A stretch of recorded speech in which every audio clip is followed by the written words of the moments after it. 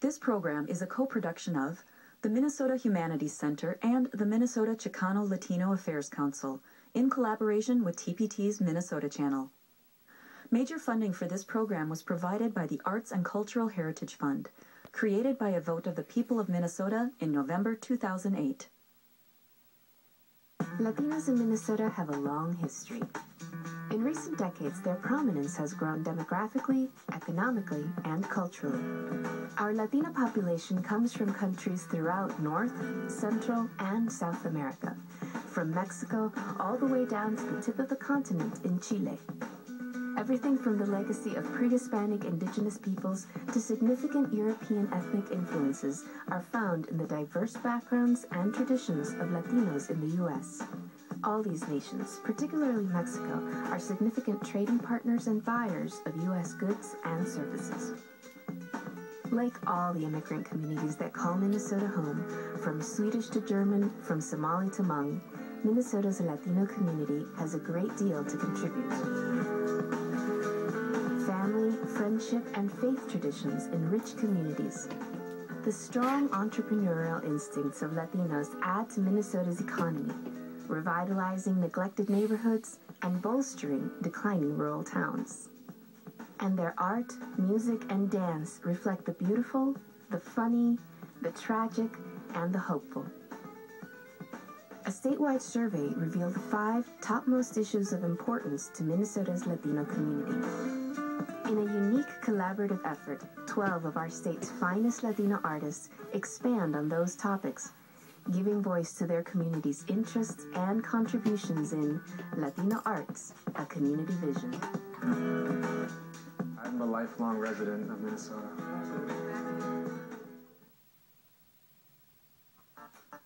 My Latino culture influences my work in almost every way.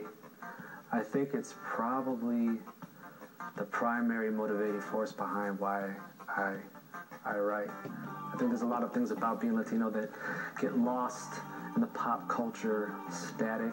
It gets distilled down to language and food and dance. We don't get acknowledged for our family structure or our sense of community or our values and ethics, and I think that's something that I try to bring to my writing.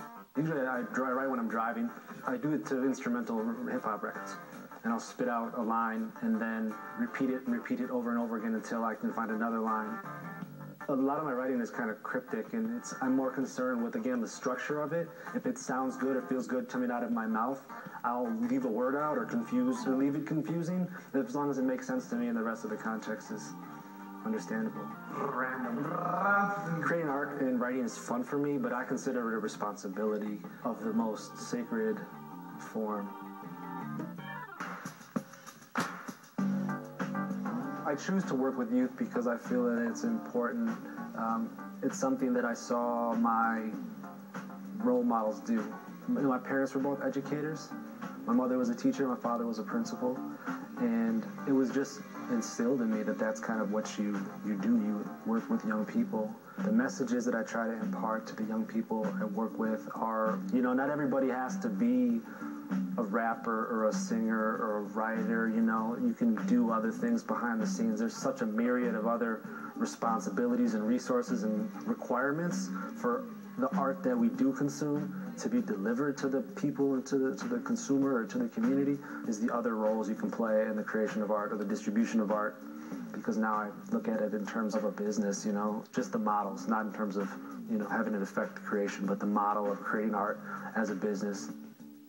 Whether by honoring ancestors and their own communities through the creation of art, or by using humor to spark hopefulness generation after generation, or by turning blighted neighborhoods into vibrant business districts that keep the economy humming, Minnesota's Latino communities are a rich addition to the state, one that will continue to give of itself far into the future for the betterment of all who call Minnesota home.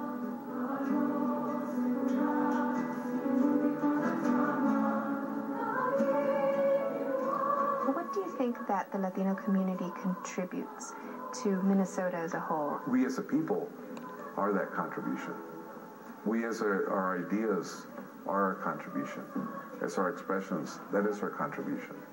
I think that the Latinos in the state of Minnesota are so passionate on trying to have other cultures understand who we are and understand that we're not just what the stereotypical portrayals are in the public eye, and that there is a strength that we carry.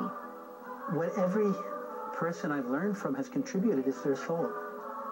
That's what any people contribute. That's what Latinos contribute. And each one is uniquely and very different, and yet at the essence it's that piece that is so nourishing to the rest of us.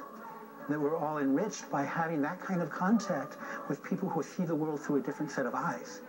And collectively as a society, the more pairs of eyes that we have looking, and the more I'm learning from these people who are looking at it differently, the deeper levels of perspective I see in the world around me. And there's nothing more satisfying than that. This program is a co-production of the Minnesota Humanities Center and the Minnesota Chicano Latino Affairs Council, in collaboration with TPT's Minnesota channel. Major funding for this program was provided by the Arts and Cultural Heritage Fund, created by a vote of the people of Minnesota in November 2008.